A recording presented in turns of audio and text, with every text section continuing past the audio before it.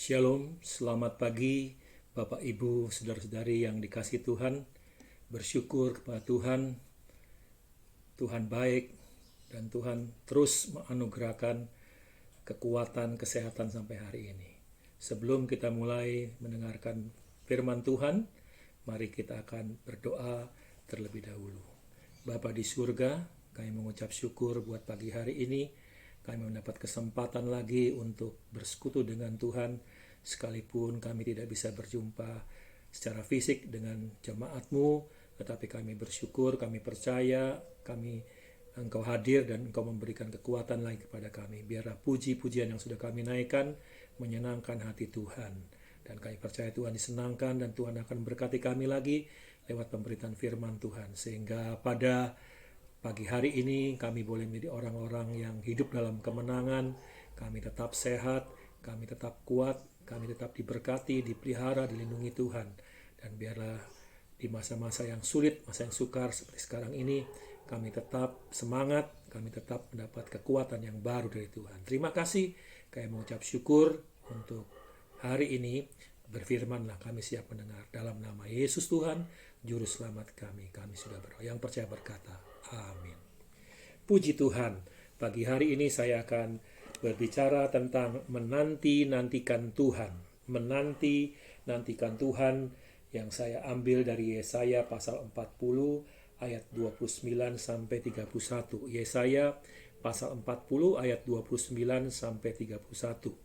Ayat ini sudah tidak asing lagi bagi kita sekalian, yang berbunyi, Dia memberi kekuatan kepada yang lelah dan menambah semangat kepada yang tidak berdaya.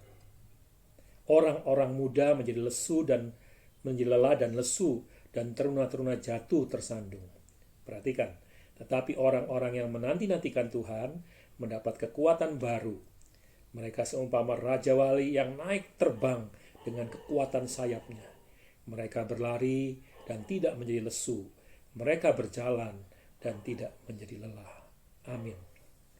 Ayat ini jelas sekali bahwa orang yang menanti-nantikan Tuhan akan mendapat kekuatan baru. Bukan hanya kekuatan baru, saya katakan dia tidak menjadi lesu, dia akan mendapat semangat yang baru. Dia tidak menjadi lelah, dia akan mendapat stamina yang baru. Itu sebabnya perlu kita dalam masa-masa yang seperti sekarang ini, kita terus dan terus menanti-nantikan Tuhan. Dalam bahasa yang lain, terjemahan bahasa Indonesia masa kini dikatakan orang-orang yang mengandalkan Tuhan. Haleluya. Nah, saudara yang dikasih Tuhan, ayat ini jelas sekali memberikan penghiburan kepada kita, memberikan satu pengertian bahwa kalau kita mau mengandalkan Tuhan dalam situasi apapun juga, kita akan mendapat kekuatan baru. Kita akan mendapat semangat baru. Kita akan mendapat stamina yang baru. Ini sejalan dengan apa yang pernah dialami oleh Rasul Paulus. Dalam 2 Korintus pasal 4 ayat 7-9, Paulus mengatakan, tetapi harta ini kami punyai dalam bejana tanah liat, supaya nyata bahwa kekuatan yang melimpah-limpah itu berasal dari Allah. Perhatikan, kekuatan yang berlimpah-limpah atau yang melimpah-limpah itu berasal dari Allah, bukan dari diri kami. Jadi kita dapat kekuatan dari Tuhan. Tadi pun juga jelas dikatakan di situ, ayat yang ke-29, Dia memberi kekuatan, Dia menambah semangat. Haleluya. Jadi dengan kata lain, saya mau dapat pastikan kekuatan itu, semangat, kekuatan, stamina dari Tuhan. Bahkan ayat ini 24 ayat berikutnya dikatakan, dalam segala hal kami ditindas, namun tidak terjepit. Kami habis akal, namun tidak putus asa.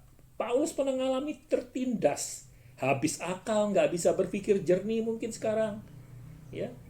Mau ngomong apa begitu loh. Hanya berserah.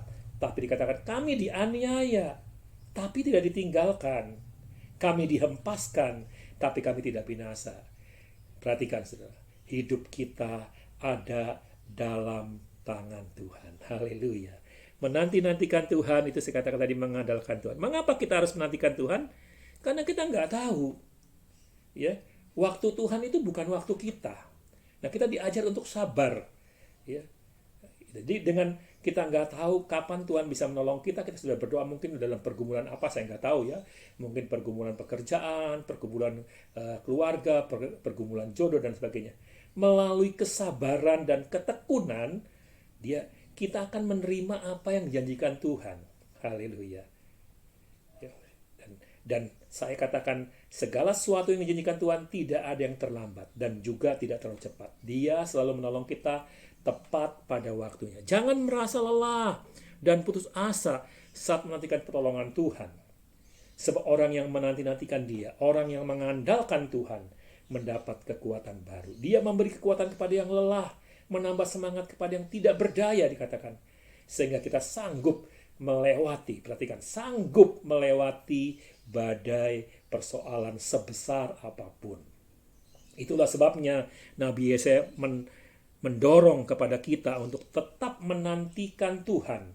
Karena apa? Kekuatan orang percaya bukan berasal dari apa yang ada di dunia ini, bukan apa dari diri kita, tapi berasal dari Tuhan. Nah, untuk itu yang pertama, kekuatan baru. Tadi dikatakan kamu akan mendapat kekuatan baru, tuh diumpamakan seumpama Raja Wali.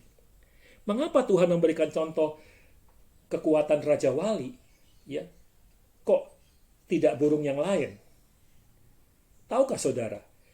Karena Raja Wali memiliki keberanian dan kekuatan yang lebih yang tidak dimiliki oleh burung-burung yang lain. Ya. Makanya Alkitab mencatat, bahkan dalam Alkitab dicatat ada 32 kali ya kata Raja Wali itu. Ya. Diumpamakan seperti burung Raja Wali. Ya. Kenapa? Tatkala ada badai menyerang, Raja Wali terbang, menghindar jauh mungkin dari badai itu.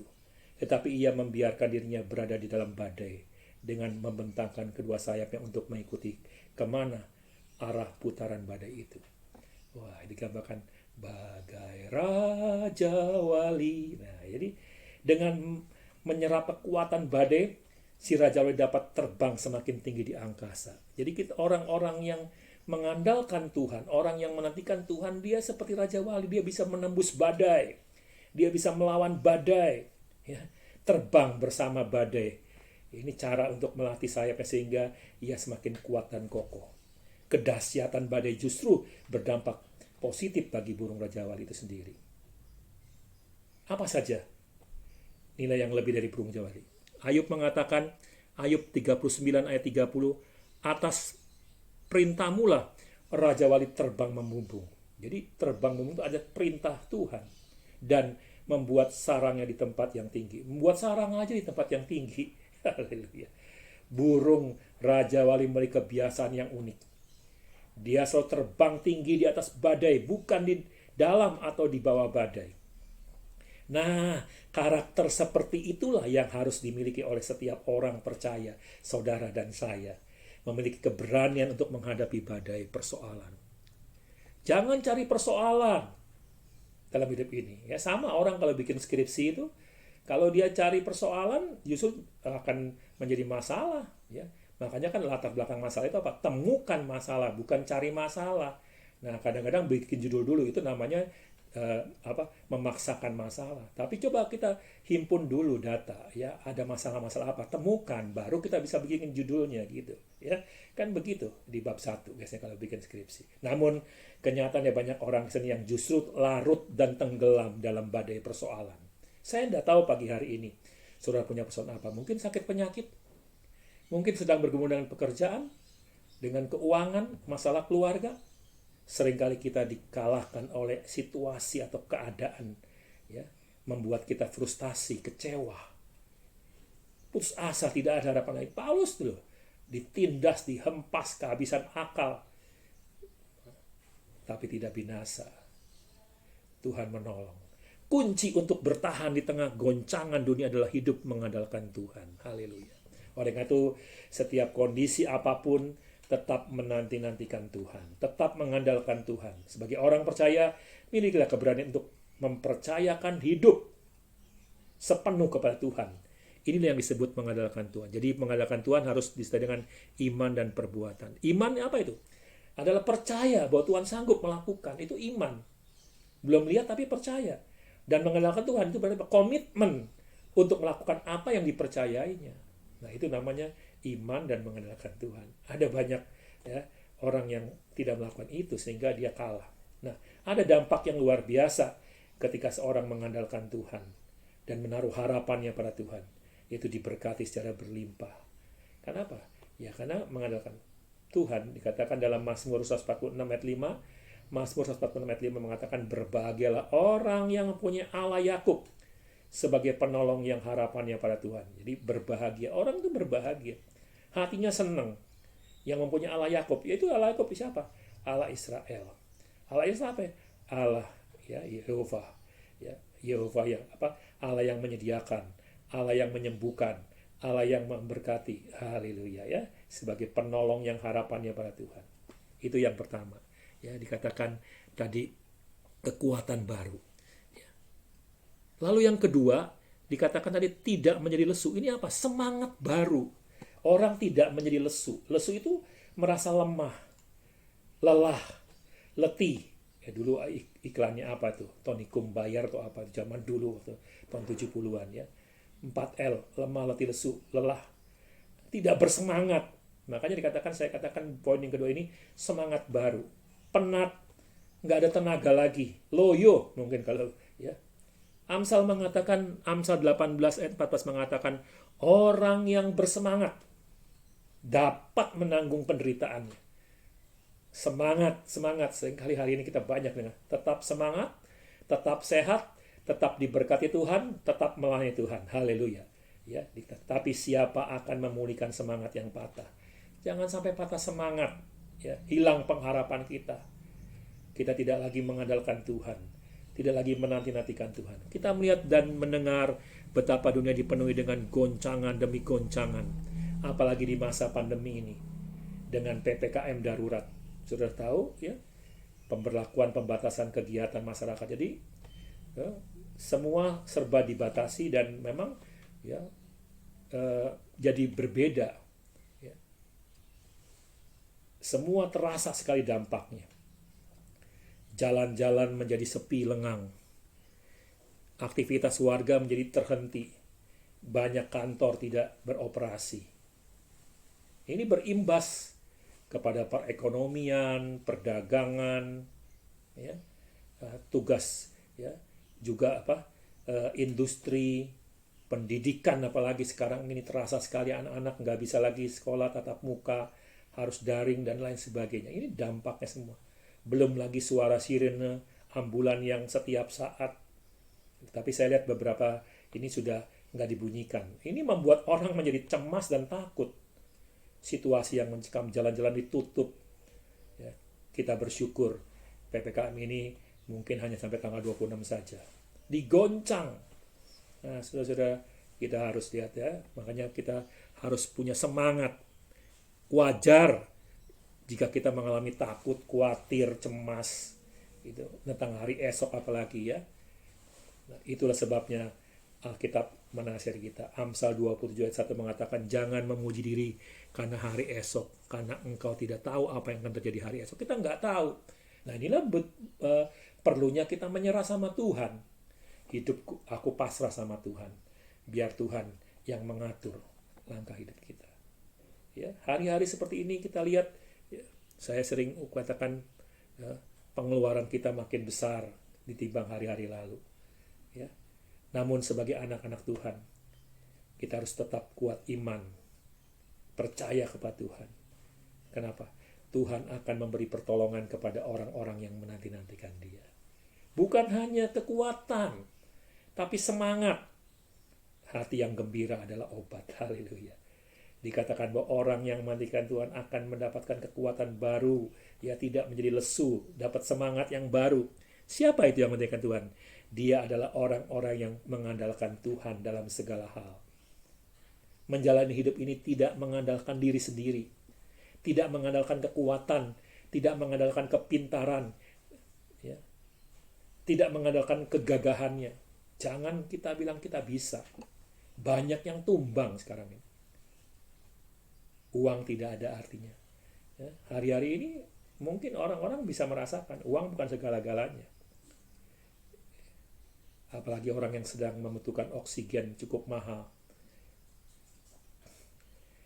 Saudara-saudara, Yeremia 17 ayat 78 mengatakan, diberkatilah orang yang mengandalkan Tuhan, yang menaruh harapannya pada Tuhan. Ia akan seperti pohon yang ditanam di tepi air, yang merambatkan akar-akarnya ke tepi batang air, dan yang tidak mengalami datangnya panas terik, yang daunnya tetap hijau, yang tidak khawatir dalam tahun kering, dan yang tidak berhenti menghasilkan buah. Luar biasa, tidak khawatir ya menghasilkan buah.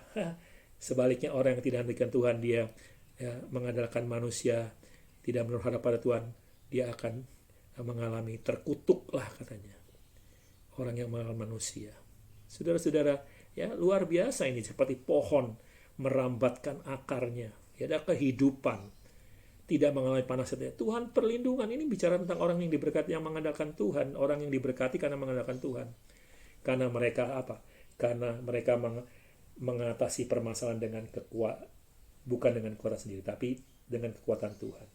Kalau kita hanya mengandalkan dengan kekuatan sendiri, Tuhan pun bukan turun tangan. Tuhan pun angkat tangan. Kau turun tangan memulihkanku, kau turun tangan memberkatiku. Waduh, Tuhan turun tangan ya. Makanya kan kita lihat Israel ketika dia menyeberang laut, kiri kanan padang gurun, belakang tentara Mesir, depan laut.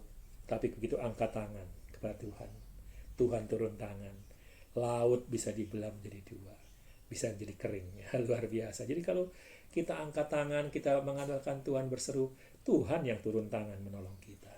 Haleluya. Yang ketiga, yang terakhir, stamina baru. Nah, ini baru tadi pagi ya. Saya memang sudah nyiapkan khotbah saya, tapi sementara kalau saya pagi jalan itu saya mikir-mikir lagi apa ya apa ini ya? Kok tadi kekuatan yang baru. Lalu yang kedua ada semangat yang baru. Oh, stamina yang baru. Kenapa? Tidak menjadi lelah itu stamina. Ya, saya lihat di dalam kamus kata stamina itu kemampuan tubuh untuk menjalani aktivitas fisik dan mental selama kurun waktu tertentu. Wah, staminanya kuat kan begitu sih. Seseorang dengan stamina yang tinggi tentunya lebih tahan terhadap stres, terhadap virus juga termasuk ya, imunnya kuat, terhadap cedera dari rasa lelah saat beraktivitas. Nah, kata lelah sendiri itu berarti penat, letih, susah payah dengan penat. Mungkin kalau orang mendayung kerja dengan susah payah, banting tulang, peras keringat istilahnya. Lesu, tidak bertenaga. Nah, ini dikasih sama Tuhan stamina yang baru, tepat ya. Ini saya katakan saya bersyukur, kadang-kadang saya kalau jalan pagi itu sambil merenungkan firman yang sudah saya siapkan bisa berubah dalam detik-detik terakhir ya, sebelum saya menyampaikan firman bisa berubah poin-poinnya. Kenapa? Saya merenungkan terus apa ya, kok rasa kurang pas ya. Terus terang, tadinya saya mau pertama ya seperti Raja Wali, yang kedua tidak menjadi lesu, yang ketiga tidak menjadi lelah. Tapi kok saya kayaknya kurang mantap. Oh, tadi kan ada kata-kata kekuatan baru. Kenapa nggak bikin yang baru lagi? Oh, ketemu semangat yang baru. Wah, saya bersyukur sekali sama Tuhan. Nah, ini namanya hikmat. Haleluya. Tidak semua orang punya hikmat itu. Ya, bukan berarti saya sombong, tidak. Tapi justru ini adalah hikmat. Ya, memang saya hari-hari lalu profesi saya seorang dosen ya. Kerjaan saya ngoreksi skripsi, bimbing skripsi. Jadi mainannya ya harus memang mengerti kata-kata. Jadi bikin kalimat-kalimat itu yang sistematis. Jadi banyak orang pandai ya menyampaikan firman ya. Tapi kita kadang-kadang kalimat 1, 2 tuh nggak tahu. Nggak sistematis. Ini andai kata saudara tidak baca catatan pun juga pulang tahu. Oh, tadi Pak Pendeta khotbahnya apa? Renungannya. Oh, menantikan Tuhan, mengatakan akan mendapat kekuatan baru, akan mendapat semangat baru, akan mendapat stamina baru. Gampang. Ayatnya di mana ya? Yesaya sudah, gampang. Ya, terkadang dalam hidup ini kita mengalami hal yang sama, kehilangan damai sejahtera sukacita. Tapi Tuhan beri stamina ya yang baru. Karena apa? Beratnya tekanan hidup, rasanya lelah, capek aku, ya, rasanya capek aku. banget ya, capek banget. Tidak ada tenaga untuk bangkit, tidak bergairah lagi. Karena itu jangan khawatir. Jangan merasa terancam. Karena Tuhan sanggup menolong dan melepaskan kita. Pagi hari ini di antara saudara mungkin ada yang aku capek, aku lelah. Ya mungkin dalam pekerjaan, menghadapi persoalan, menghadapi apa saja. Ya, mungkin sedang memikirkan keuangan, memikirkan masa depan anak-anak. Ya, Dia Tuhan yang tidak hanya peduli, tapi Dia juga turut merasakan apa yang telah kita rasakan.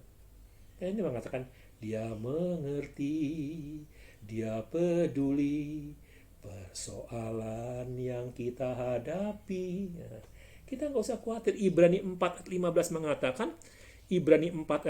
mengatakan, sebab imam besar yang kita punyai bukanlah imam besar yang tidak dapat merasakan kelemahan-kelemahan kita. Jadi kita punya Yesus Kristus, Tuhan kita itu, dia turut merasakan kelemahan kita. Terus dikatakan sebaliknya, sama dengan kita, ia telah dicobai, hanya tidak berbuat dosa. Artinya, tapi saya mau tekankan bukan masalah dosanya, tapi masalahnya Tuhan juga kalau kita sedang mengalami kesulitan, merasakan, dia ikut merasakan, bahkan mendoakan kita.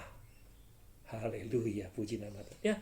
Nah, contoh dalam Alkitab jelas sekali Nabi Elia, akibat dia merasa sendiri, terancam hidupnya, dia menjadi lelah, dan rasa-rasanya ia sudah tidak sanggup lagi untuk melanjutkan tugas pelayanannya. Kan di dalam 1 Raja pasal 9, dia minta mati, ya, cabut nyawaku.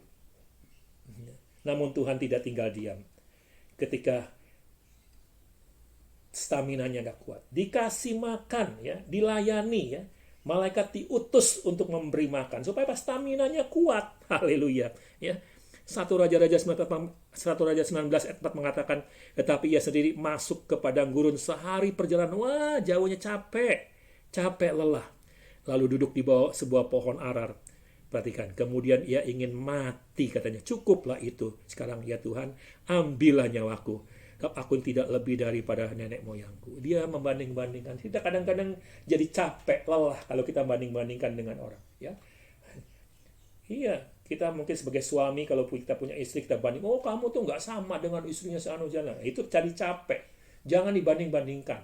Ya, tiap orang punya keistimewaan sendiri-sendiri. Ya. Oh, kamu nggak bisa ini. Oh, kalau dia tuh doanya hebat, kalau dia khotbahnya hebat. Jangan. Ya, saya ingat betul pimpinan saya mengatakan, jangan banding-bandingkan nyonyamu, istrimu itu dengan orang lain. Gitu. Kalau kita jadi capek, jadi lelah.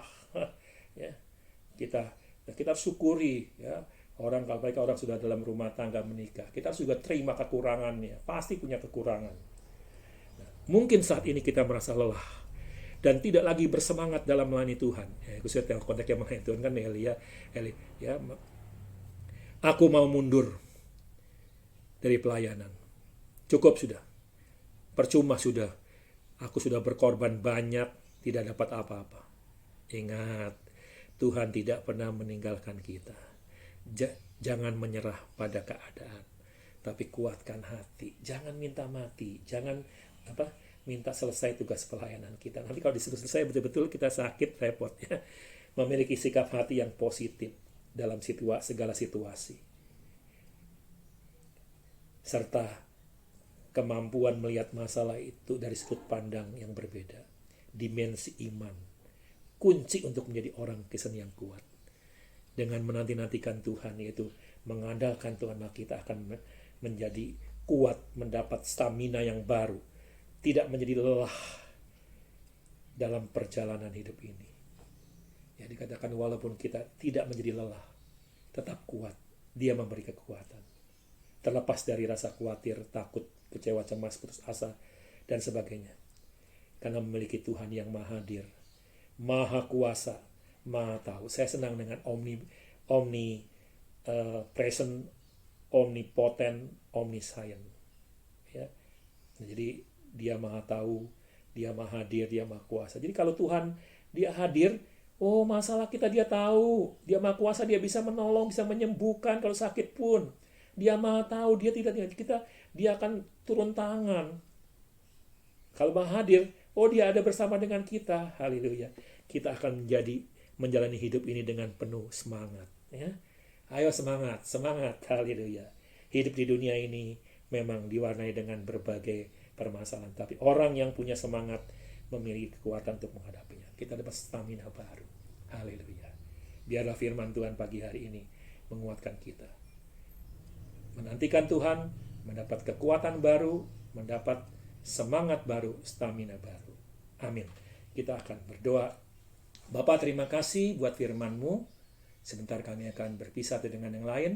Tuhan menyertai kehidupan kami, Tuhan menyertai keluarga kami, menyertai pelayanan kami, menyertai rumah tangga kami. Tuhan tutup bungkus kami supaya kami terlindung dari sakit penyakit apa juga. Terutama di masa pandemi ini, kami tetap sehat, tetap kuat, tetap bersemangat oleh karena pertolongan Tuhan. Terima kasih. Sekarang, saudara-saudara, kekasih-kasih Tuhan, pulanglah, terimalah dan bawalah. Kiranya kasih karunia Tuhan Yesus Kristus dan kasih Bapa serta persekutuan dengan Roh Kudus menyertai kita sekalian hari ini sampai Maranatha Tuhan datang kembali. Dalam nama Tuhan Yesus, ampun kandung berkat ini. Yang percaya berkata, amin.